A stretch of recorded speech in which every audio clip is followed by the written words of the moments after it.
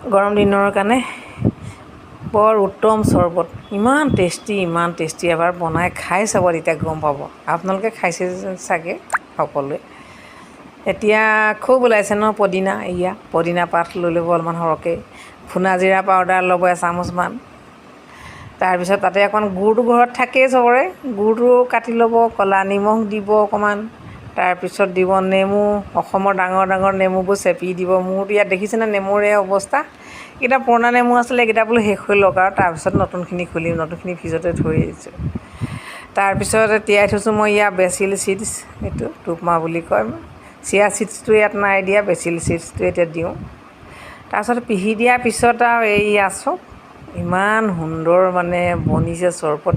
ল'ৰাও আহি পেলাই এগিলাচ খায়, আৰু মই নিজেওতো বহুতেই ভাল পাওঁ, গতিকে আৰু বনাই থাকোঁ, খাই থাকোঁ। সকলোৱে এবাৰ বনাই খাই চাবচোন, ইমান বেছি ভাল লাগে। তাতে আৰু খাবৰ সময়ত মানে অলপমান ফ্ৰিজত থৈ দিব, অকণ ঠাণ্ডা হ'লে বেছি মানে টেষ্টি হয়।